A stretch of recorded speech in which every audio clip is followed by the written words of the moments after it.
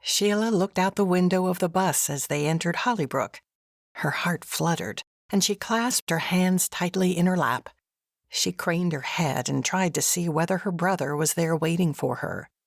Her father had left a message about her arrival at the nearest phone shanty to her brother's home. She prayed he'd gotten the message. She didn't know where they lived, as she had been there before, but she had no interest in trying to find her own way to get to their house. Her stomach tightened. She didn't see her brother waiting as they rambled into the parking lot that served as the bus station. Did he not know? "Well, here we are," said the portly gentleman who had sat beside her the entire way. "I'm pretty excited about seeing my daughter. It's been a long, long time." He gave her a farewell nod, stood, and moved into the aisle. She followed, picking up her bag. Her mind whirled with what she could possibly do if her brother wasn't there. She would wait for a while, and then she supposed she could go to the nearby hotel and ask to use a phone. She could call their shanty and hope someone was around to pick up, but it was going to be uncomfortable any way she looked at it. She stepped down from the last step and gazed around. The only Amish person she saw waiting was a young gentleman who was definitely not her brother. This man was blond and had broad shoulders. He was also taller than her brother.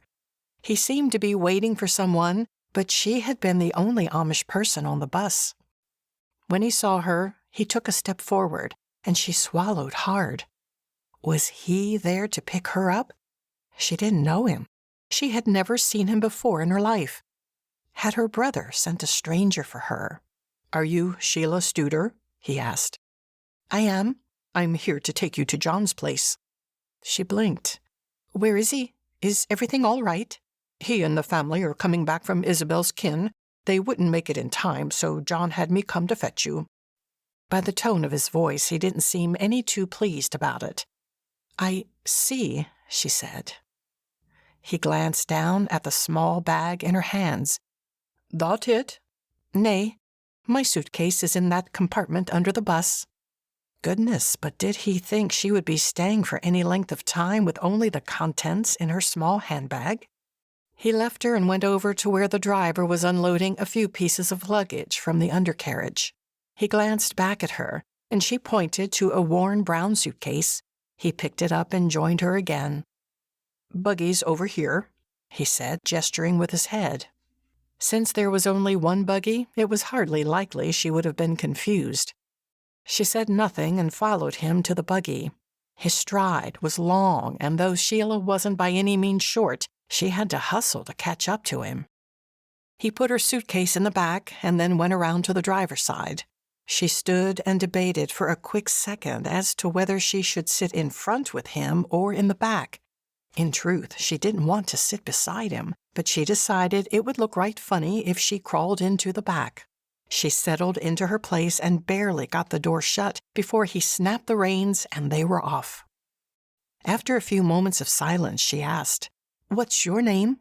He gave her a cursory glance before focusing again on the road. "Silas Roth." "Thank you for coming to get me," she said, infusing her voice with friendliness, despite how he was making her feel.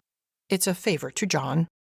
Feeling completely rebuffed now, she pressed her lips together. What an unpleasant man. She longed to know what the connection he had with her brother, but she didn't ask. She wasn't sure he'd answer anyway. 5 minutes or so later, she was shocked when he volunteered the information. "I work for him, your brother. Roofing." "Oh," she said. Of course, she knew John had a roofing business. He hardly needed to tell her that. The rest of the trip was made in awkward silence. Sheila felt a bit displaced, knowing she was going to live there now. A feeling of loneliness filled her chest, constricting her breathing. "What's the matter?" Silas asked abruptly. "Nothing," she said quickly, wondering if he could read her mind. "What do you mean?" "You sound like you're wheezing or something." "I'm not wheezing," she cried, mortified.